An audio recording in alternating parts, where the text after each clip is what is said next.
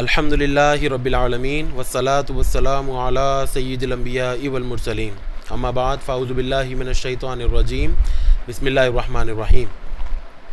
الحمدللہ ہجری سال کا دوسرا مہینہ ماہ سفر المظفر شروع ہو چکا ہے، اور اس حوالے سے زمانہ جاہلیت میں نبی علیہ السلام کے زمانے سے پہلے جو زمانہ تھا تو اس میں لوگوں کا عقیدہ یہ تھا کہ ماہ سفر میں آسمان سے نحوست اور بلائیں جو ہے وہ نازل ہوتی ہیں، اور اس مہینے کو وہ منحوس سمجھتے تھے، اور اس میں اپنے کوئی نیک کام، شادی بیاہ تقریب وغیرہ خوشی کے کام کچھ بھی نہیں کیا کرتے تھے۔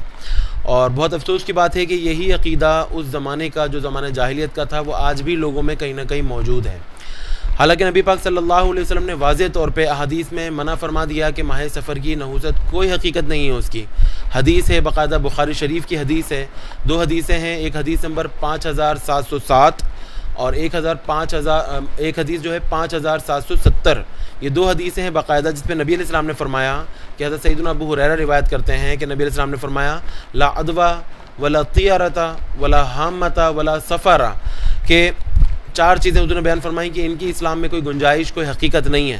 فرمایا لا عدوہ، کوئی مرض بذات خود متعدی نہیں ہوتا، چھوت کی کوئی بیماری نہیں ہوتی، کوئی اسباب ہوتے ہیں جس کی وجہ سے بیماری دوسروں تک پہنچتی ہے، بلا وجہ کوئی بیماری نہیں لگتی کسی کو اچھل کے۔ پھر فرمایا ولا طیرۃ، جو فال نکالنا، بدشگونی لینا، اس کی کوئی حقیقت اسلام کے اندر نہیں ہے۔ تو ہمارے جاہلیت کے لوگوں کا عقیدہ یہ تھا، وہ سمجھتے تھے وہ کوئی کام جب کرنا شروع کرتے تھے تو وہ فال نکالا کرتے تھے، یا تو پرندے اڑاتے تھے یا جانوروں یا تیروں کے ذریعے، مختلف طریقے تھے ان کے۔ تو وہ پرندہ اڑاتے تھے، اگر وہ دائیں جانب اڑا تو وہ کام مبارک ہے، وہ کرنا چاہیے، اگر وہ بائیں جانب اڑا تو وہ کام منحوس ہے، اس کو وہ چھوڑ دیتے تھے، نہیں کرتے تھے، بدشگونیاں لیتے تھے۔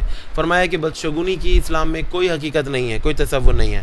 پھر فرمایا ولا حامۃ، حامہ الو کو کہتے ہیں، تو الو بڑا منحوس جانور سمجھا جاتا تھا زمانہ جاہلیت میں۔ ان کا عقیدہ یہ تھا کہ اگر کوئی شخص کسی کو قتل کر دے تو جو مقتول ہوتا تھا اس کی روح ایک الو بن جاتی تھی، اور قاتل کے گھر کے باہر جو ہے نا وہ بیٹھ کے بولتی رہتی تھی، جس کی وجہ سے الو کی وجہ سے نحوست چھا جاتی تھی، ویرانی چھا جاتی تھی۔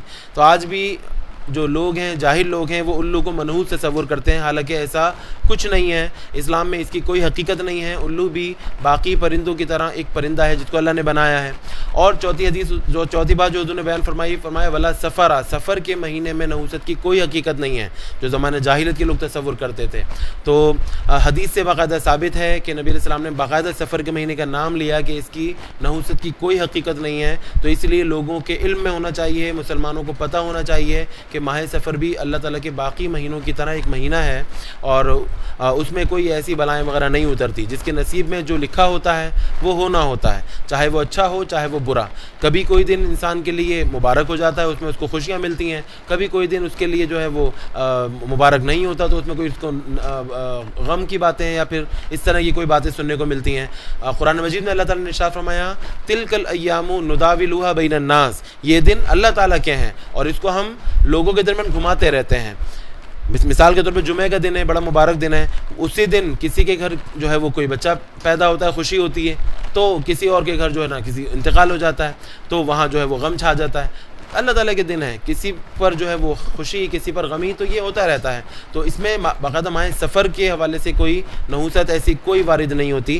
اچھا، پھر اس میں خاص طور پہ عورتیں اس میں جو ہے نا بہت زیادہ ملوث ہوتی ہیں، اور وہ سمجھتی ہیں کہ ماہ سفر مردوں پر بہت زیادہ بھاری ہے، اور خاص طور پہ اس کے شروع کے 13 دن جس کو 13 تیزی کہا جاتا ہے تو بڑے بھاری ہوتے ہیں، اور آسمان میں بلائیں نازل ہوتی ہیں۔ نتیجے کے طور پہ اپنے گھر میں باقاعدہ پروگرام رکھتے ہیں لوگ، اور اس میں سورہ مزمل کا یہ مختلف جو ہے نا وہ قرآنی واقعات اور آیات کا جو ہے نا وہ ختم کرتے ہیں۔ تو یاد رکھیے گا یہ عقیدہ بالکل غلط ہے۔ سورہ مزمل آپ پورے سال پڑھیں، بے شمار پڑھیں، بہت ثواب، بہت برکت کی باعث ہے، اور بہت جو ہے وہ فضیلت والی صورت ہے وہ، لیکن اس نیت سے خاص طور پہ پڑھنا کہ جو آسمان سے بلائیں ماہ سفر میں اتر رہی ہیں تو اس صورت کی وجہ سے ختم ہو جائیں، اس کی کوئی حقیقت نہیں ہے معذرت کے ساتھ۔ تو اس طرح کے جو ہے خرافات میں ملوث ہونے سے بچیں، دوسروں کو بھی بچائیں، اپنا عقیدہ درست رکھیں، اور یہ بات یاد رکھیں کہ نصیب اور تقدیر جو ہے وہ اللہ تعالیٰ کی طرف سے لکھی جا چکی ہے، اور جو ہونا ہے وہ ہو کر رہنا ہے۔ جو اللہ تعالیٰ نے جس کام کا فیصلہ فرما دیا ہے وہ ہو کر رہنا ہے۔ تو سوائے اس کے کہ اللہ تعالیٰ چاہے تو وہ تبدیل فرما دے، ورنہ تبدیل نہیں ہوتا. جس کے نصیب میں جو برائیاں یا جو اچھائیاں لکھی ہیں وہ آ کر رہنی ہیں. تو امید ہے کہ اس ویڈیو سے آپ لوگوں کا جو ہے کانسیپٹ جو ہے وہ کلیئر ہو گیا ہوگا، اور امید ہے کہ اس طرح کے خرافات میں اگر کوئی مبتلا ہے تو وہ اس سے بچنے کی کوشش کرے گا.